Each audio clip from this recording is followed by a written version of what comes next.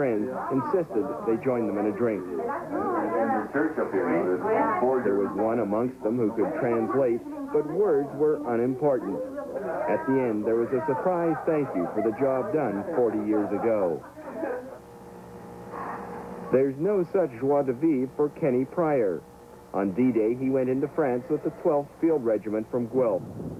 The Western Counties wing of what was once Westminster Hospital in London and is now part of Parkwood has been home for Kenny Pryor for the past 10 years.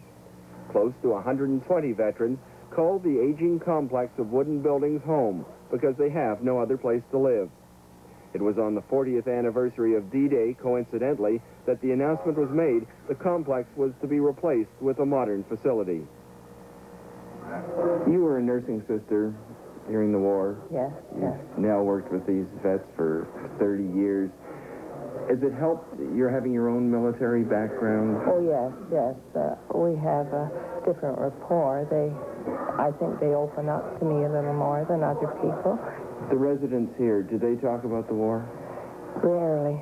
No, you never hear them. Unless someone asks them, or around November 11th, and we have school children come in, and they will talk to them and tell them about different experiences. Do you think it's painful for them?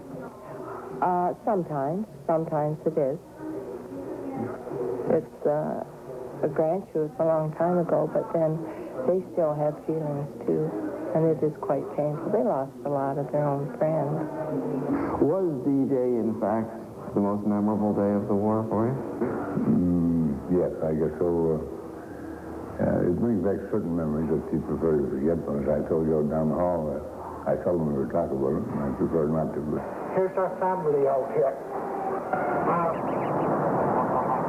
That family feeling may have developed because of a certain mutual dependence between those who live inside and outside.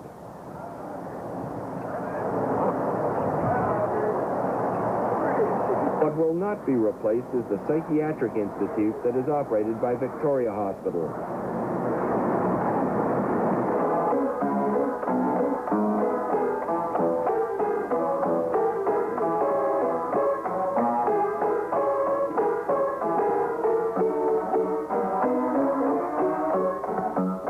Afternoon in the basement of the Psychiatric Institute, and Robert McKinley does his best with what passes for a piano.